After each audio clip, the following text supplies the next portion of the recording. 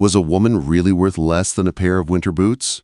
That was the question hanging cold in the air as Clara stood on a wooden crate in the middle of Hollow Creek Town Square. The muddy ground pulled at her worn shoes, as if the earth itself wanted to swallow her and end her shame. Her father stood beside her, calling her a burden and a debt paid. He said she was the ugliest bride in the county. The crowd whispered and stared. Some laughed. Some looked at her with pity, which felt even worse. Clara kept her eyes on the distant mountains. They looked purple against the pale morning sky. She wished she could run to them and disappear. The scar on her face had always made people stare. It ran from her temple to the corner of her mouth, pulling one side into a sad shape even when she tried to smile. Her father had given her that scar years ago because she laughed too loudly.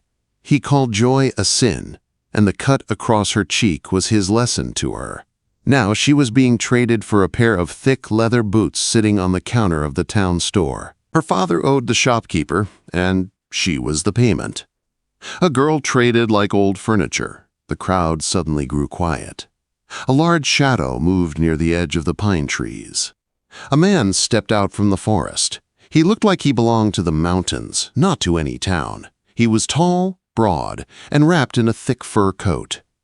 His beard looked wild, and his eyes were cold like a frozen lake in winter. People in Hollow Creek knew his name, but only as a warning.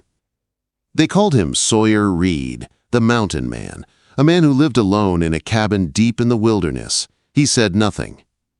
He looked at the boots, then at Clara. He raised one strong hand and pointed at the boots.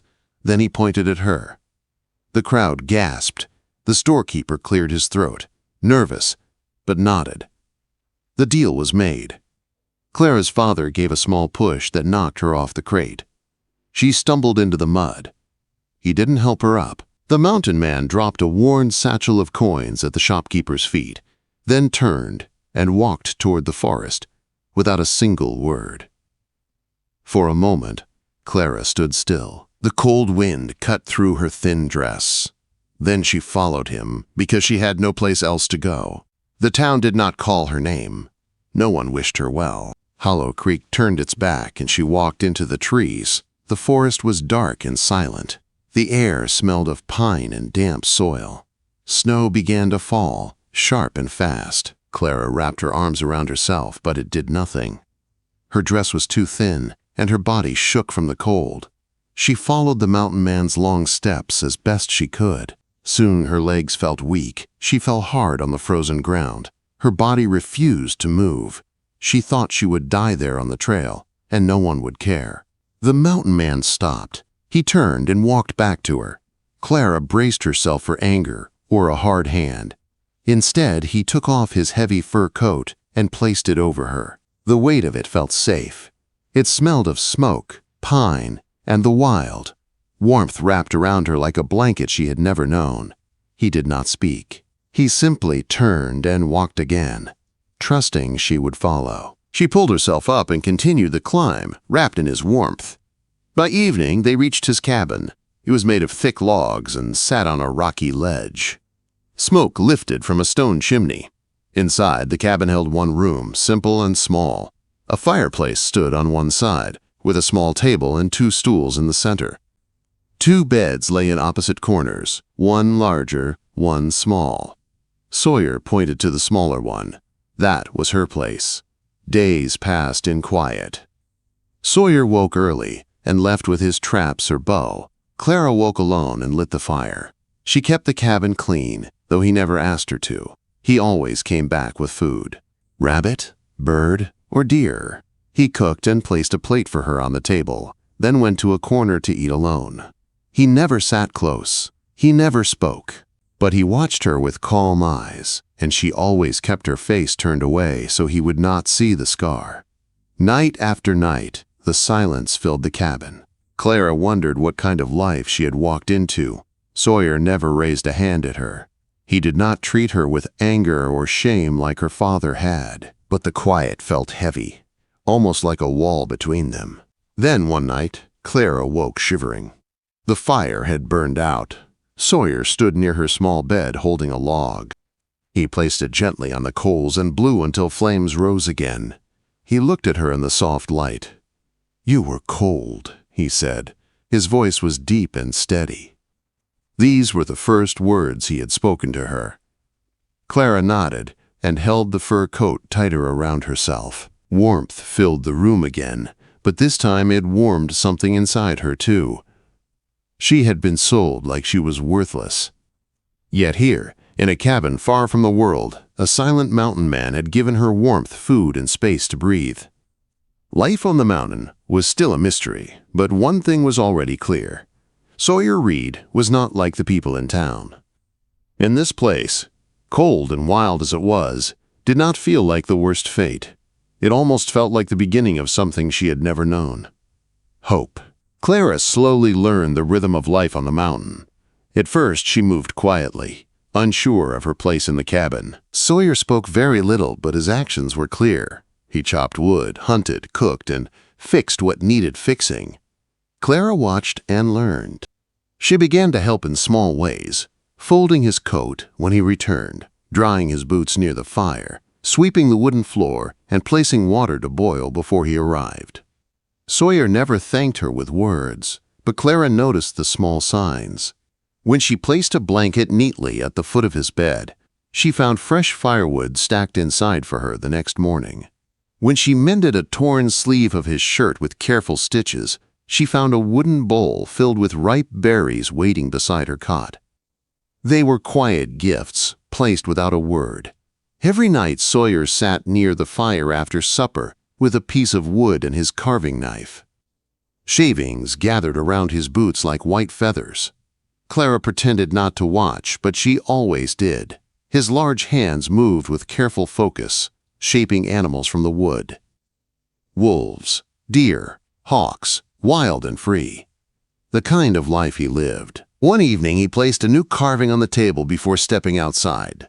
Clara walked over and picked it up. It was a small wooden wolf, carved with such detail it looked alive.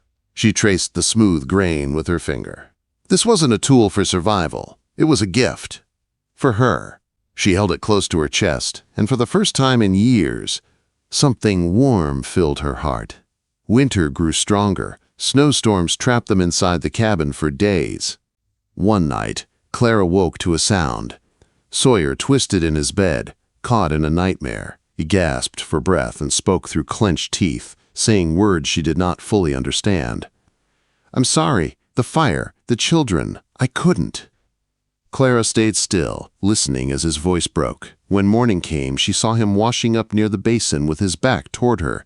That was when she saw the scars. Long, pale marks burnt into his skin. The same kind of wound that marked her face. Her hand went to her own scar. She understood something now. Pain lived in both of them. Day by day, Clara grew braver. She began to hum softly while she worked, simple tunes she remembered from childhood. Sawyer paused one day while fixing a snare, listening. He did not ask her to stop. He accepted the sound, as if letting her fill the silence with something gentle. When she brewed a tea from herbs, she gathered to ease the aches in his shoulders. Sawyer drank every drop. When she left food for him to eat with her instead of in the corner, he sat one stool closer than before, not next to her, but closer than the shadows. For the first time in her life, Clara felt like her presence mattered. One afternoon, a knock sounded at the cabin door. It was a traveler, a trapper passing through who needed shelter. Sawyer allowed him inside long enough to warm up and eat. The man stared at Clara for a long time, recognizing her face. The scar made memories spark. He told what he had heard in town. Her father had been bragging in the tavern, telling everyone how he traded his ugly daughter for boots. People cheered for him. And worse, the story spread to a man who had always hated Clara, the bounty hunter. A man who used God's name to punish others, especially women he called sinful. He claimed Clara had cursed Sawyer and bewitched him. The trapper warned them. The bounty hunter was gathering men to come up the mountain. Fear returned to Clara's chest like ice. After the trapper left, the air in the cabin changed. Sawyer moved with purpose. He cleaned a large rifle and checked the traps around the clearing, not for hunting now, but for protection. He handed Clara his carving knife and looked her in the eyes. "When they come, stay inside. Do not make a sound." His voice was firm. Clara nodded, but her heart burned. She would not go back. Not to the town. Not to her father. Not to a life of shame. Clara thought about the bounty hunter. She remembered something the trapper said. The man feared fire. Years ago, he had been trapped near a barn fire as a boy. That memory haunted him. Clara walked to Sawyer and spoke with a new strength in her voice. He fears fire. He will stand where others can see him. He wants to look powerful. Sawyer stared at her for a long moment. For the first time, his eyes did not see a girl who had been traded. He saw someone brave, someone willing to fight for her place beside him. The next morning, Clara prepared a torch. Sawyer set traps around the clearing. The wolves that sometimes circled the cabin now stood closer, as if sensing what was coming. At dawn, the bounty hunter and a group of men arrived. They surrounded the cabin and shouted, demanding Sawyer hand Clara over. Sawyer stepped out alone. He looked tall, calm, and strong. All eyes turned to him. Clara slipped out the back door, moving like a shadow behind the trees. Her heartbeat thundered in her ears. She reached the woodpile behind the bounty hunter. With a strong throw, she sent the lit torch flying. Flames burst upward, bright and fierce. The bounty hunter screamed and stumbled back in terror. The men lost focus. Confusion spread. Sawyer's voice boomed across the clearing, deep, with pain and truth. You come here calling me a monster? Men like you burned my home. My wife and children died in that fire. Silence fell. Then Clara stepped forward, her scar bright in the fire's glow. This man scarred me when I was a child because he said my smile was a sin, she said. He is the monster, not us. The men looked from Clara to the bounty hunter. Their leader shook with fear, no longer brave. The truth was clear. Two men grabbed the bounty hunter and dragged him down the mountain path, leaving Sawyer and Clara in peace. When the clearing was still again, Sawyer stood by the cabin door, Clara by the dying fire. They looked at each other, no longer strangers, but two people who had stood together. They walked back inside. The cabin felt different, warmer, safe. That night, they sat together on the same rug near the fire. Sawyer looked at her fully for the first time, not avoiding her scar, but seeing her, all of her. They will not come back, he said. Clara breathed out slowly. Good, I am not leaving. Sawyer's face softened. A small, real smile touched his lips. It was the first she had ever seen. Something new had begun between them. Something real. Life on the mountain changed after that night. Clara and Sawyer no longer moved like two strangers sharing a roof.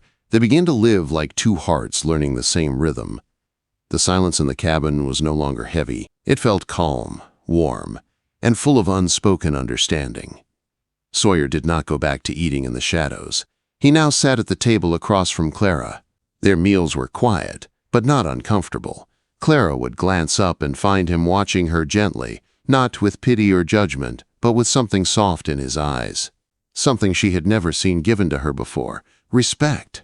One evening, as snow melted and early spring sunlight touched the valley, Sawyer placed a new carving on the table. Clara picked it up.